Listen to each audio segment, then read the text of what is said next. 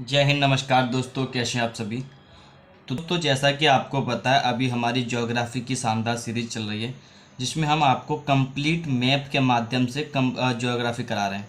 इस कड़ी में हमारा तीसरा वीडियो। इससे पहले हमने भारत की भौगोलिक संरचना के बारे में पढ़ाया हुआ है, जिसमें आपको सीमा कौन कौन सी देश के साथ सीमा लग रही हैं और जम्मू कश्मीर का नक्शा वगैरह सब कुछ आपको कराया हुआ है। अगर अगर अभी तक आपने हमारा वो वीडियो नहीं देखे तो पहले जाकर वो दोनों वीडियो देखिए। तो चलिए चलते हैं। आज हम बात करने हैं भारत का प्रादेशिक जल सीमा, संलग्न क्षेत्र मंडल और तथा अनन्य आर्थिक क्षेत्र के बारे में। सबसे पहले तो ये भारत की सीमा रेखा है, समुद्र तटीय सीमा रेखा है। इसके बाद यहाँ पर एक आधार रेखा होती है जो कि इस तरह से यहाँ पर आधार रेखा बनाई जाती है। आधार रेखा यानी कि अगर इस तरह से गड्ढे वगैरह हैं तो इसे एक सीधे पैरेलल लाइन में बना लिया जाता है, तो वो क्या होता है, आधार रेखा। यानी कि आधार रेखा से अगर आप 12 नॉटिकल मील तक जाएंगे तो उसे क्या कहते हैं, प्रादेशिक जल सीमा। यानी कि 12 नॉटिकल मील तक भारत की आधार रेखा से लेकर 12 नॉटिकल मील तक क्या है, प्रादेशिक जल सीमा कहा जाता है इसे। इसके बाद आधार रेखा से 24 किलोमीटर वो सॉरी आधार रेखा से 24 नॉटिकल मील तक आपको मिलता है संलग्न क्षेत्र, संलग्न क्षेत्र मंडल, जो कि आधार रेखा से 24 नॉटिकल मील तक होता है। ये आपको पता होना चाहिए।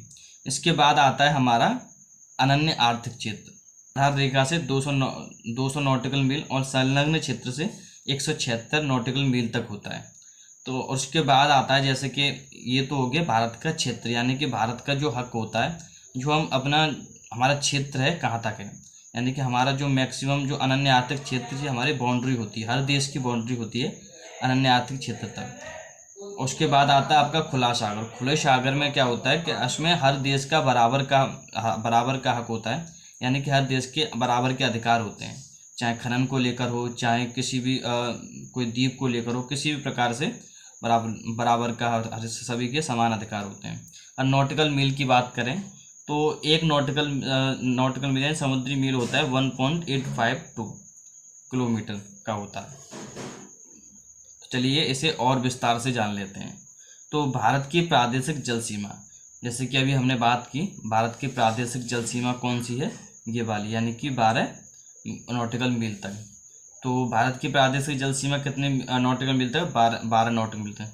तो हम यानी कि हम 12 नॉटिकल मील तक क्या कर सकते हैं, इस क्षेत्र का उपयोग, भारत को पूर्णतः अधिकार होता है, यानी कि इस क्षेत्र में हमारा पूर्णतः अधिकार होता है, कोई भी रोक नहीं। यानी कि जैसे कि भारत के मेन भूमि पर हमारा अधिकार है, उसी तरह हमारे 12 नॉटिकल मील तक भी हमारा ही अधिकार होता है सभी तरह से, चाहे उसमें जल हो, कोई खनिज हो, कोई भी संपदा हो, कोई भी आइलैंड हो, वो सभी भारत की ही भारत का ही होगा। इसके बाद देखते हैं संलग्न क्षेत्र, जो कि आधार रेखा से 24 नॉटिकल मील तक होता है। इस क्षेत्र में भारत को राजकोषीय अधिकार, सीमा शुल्क, प्रदूषण नियंत्रण से संबंधित अधिकार हैं।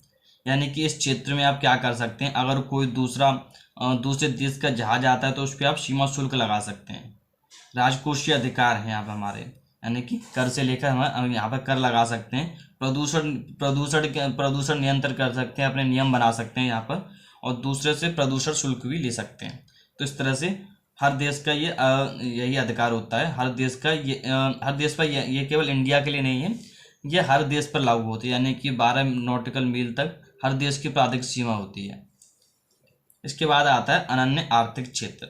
अनन्य आर्थिक क्षेत्र क्या होता है, जैसे कि आपको पता है, आधार रेखा से 200 नॉटिकल मील तक अनन्य आर्थिक क्षेत्र होता है। इस क्षेत्र के अंतर्गत भारत को खनिज संपदा, सागरीय जल शक्ति, सागरीय जीवों आदि के सर्वेक्षण, संरक्षण एवं वैज्ञानिक अनुसंधान व नए द्वीपों के निर्माण का अधिकार प्राप्त है। यानी कि इसमें आप अगर आपको खनिज प्राप्त होता है, सागरीय शक्ति, यानी कि यहाँ तक आप अपनी नेवी वगैरह तैनात कर सकते हैं। यहाँ पर सागरीय जो जीव होते हैं, यानी कि मछली वगैरह पकड़ना, इस तरह से आप सर्वेक्षण, वैज्ञानिक यहाँ पर अनुसंधान कर सकते हैं, और साथ ही साथ द्वीप वगैरह निर्माण कर सकते हैं, आप आर्टिफिशियल द्वीप भी निर्माण कर सकते हैं। तो ये अनन्य आर्थिक क्षेत्र में आता है। इसके बाद आता है हमारा खुला सागर। तो इसके बाद आता है खुला सागर। तो खुले सागर में क्या है, जैसे कि अभी हमने बताया, खुले सागर में सभी देशों का समान अधिकार होता है। इस पर किसी का अधिकार नहीं है, नहीं सभी जो भी देश होगा सभी के समान अधिकार ही होते हैं। तो दोस्तों ये था हमारा वीडियो, जो कि हमारी ज्योग्राफी की सीरीज में तीसरा वीडियो है। दोस्तों अगर आपको हमारा वीडियो अच्छा लग रहा हो तो वीडियो को लाइक कीजिए, चैनल को सब्सक्राइब जरूर करें ताकि हमें भी मोटिवेशन मिल सके और आपके लिए और अच्छे से वीडियो लेकर आ सकें। दोस्तों अब ये हमारा भारत का भौगोलिक क्षेत्र का पार्ट यहाँ पर फिनिश होता है। अगला हमारा चैप्टर आएगा आगे, तो आगे की सीरीज को भी देखना ना भूलें। मिलते हैं अगली वीडियो में, तब तक के लिए जय हिंद।